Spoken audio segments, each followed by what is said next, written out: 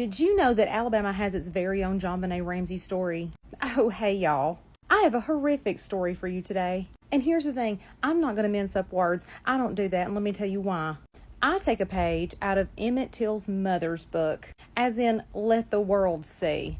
Let the world see what they did. Do I cross the line into gore and guts? No, I don't. No, I don't. But do I pansy around it? No, I don't. Because these people who murder babies don't deserve the luxury of me glossing over it to save feelings. Now let's get into this.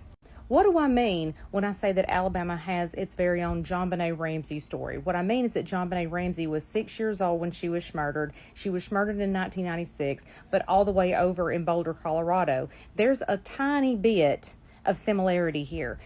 Tiny bit. And I couldn't ignore it.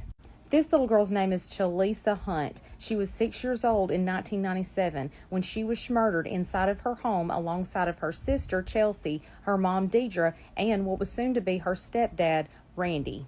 This little girl's name is Chelisa Hunt. She was 6 years old when she was murdered the day after her very first pageant, along with her sister, Chelsea Hunt, who was 7, and their mom, Dedra Hunt, along with their soon-to-be stepdad, Randy Duke, all in their home in Pelham, Alabama. Now let's get into what happened.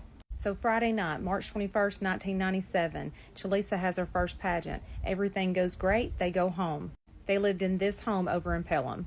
Like I said, they lived there with their mom, Dedra, and her fiancé, Randy. But also, Randy has a 16-year-old son named Mark. Well, Mark decided on that Saturday, the 22nd, to ask his dad if he could borrow the truck. And his dad said no. And that made Mark livid. So he gets his buddy, Brandon Samra, who's 19. They get their other friend, David Collins, who is 17, and they go over to Michael Ellison's house, who is 16 years old. We have a group of very off teenagers. And Mark tells them, my dad wouldn't let me borrow the truck. I'm sick of him. I want to him over a truck. So they gather up 2 pew-pews, a 45 and a 32. They wipe them down, they wipe down the bullets, and they put them back in. All 4 of them get inside Michael's car and head over to the house.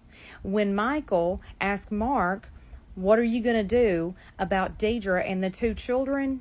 And Mark answers back, we can't leave any witnesses. And between Mark and Brandon, they even made a plan on the way there about who was going to who.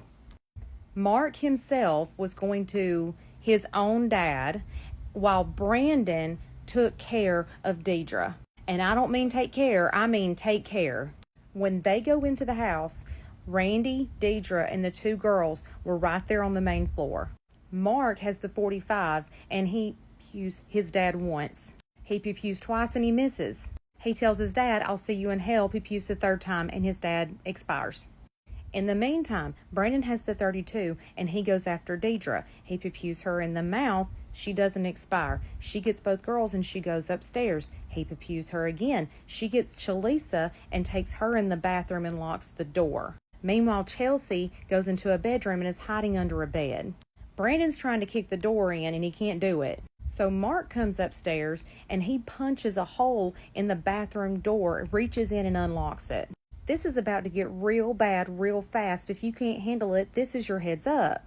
Mark goes inside. He pews Dedra and she expires. Then he goes over to the bathtub where Chelisa is, and he uses it to her throat and tells her it'll only hurt for a minute.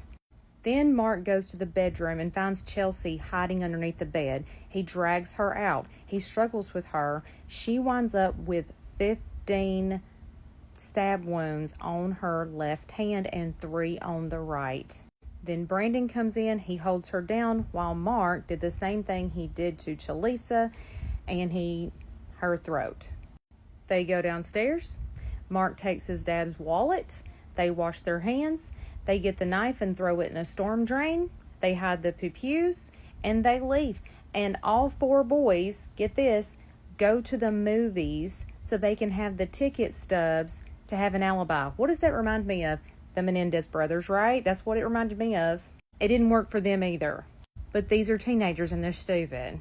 The very next day, on the 23rd, on Sunday, all 4 boys went back to the house, rummaged through all this stuff to make it look like a burglary. And that's when Mark, the 16-year-old son of Randy, called 911. "Oh no, I found my family expired." Let me just explain to you all how dumb these teenagers are. They didn't understand DNA. They didn't get it. And this is really just Mark. This is just the dumb 16-year-old. They were able to discover that the knife that they used came from the kitchen. Remember the bathroom door upstairs that Mark had punched a hole through? His own blood was found on the hole. That places him there. Then they found a bandana next to Chelsea's body that they know without a doubt belonged to Mark. And guess what it had on it? It had his daddy's blood on it. Then, of course, they tested his shoes because they had blood on them. And guess what they found? They found his daddy's blood on one shoe and they found Dedra's blood on the other shoe. Can you believe this? It gets better or worse, however you want to look at it. Then he was wearing a hat during all this, and guess what they found? 3 guesses and the first 2 don't count. They found his dad, Randy Duke's, blood on it. Kimmy, you might be asking me, what happened to all these morons? What happened? Now keep in mind, he was 16, so a minor, okay? Brandon Sammer was 19, a full-blown adult. Brandon Sammer over there, because he was a full-blown adult, he was convicted of capital murder, and you know Alabama don't play, and they sentenced him to expiration, and he was expired on May 16, 2019. Yeah, they euthanized him. And as far as the dum-dum over here on the left, well, he was convicted of capital murder too, and he was sentenced to expiration too, but that U.S. Supreme Court said, we can't do that to children. So we said, fine, okay, so life with no parole. So he's sitting over there in Atmore forever and a day.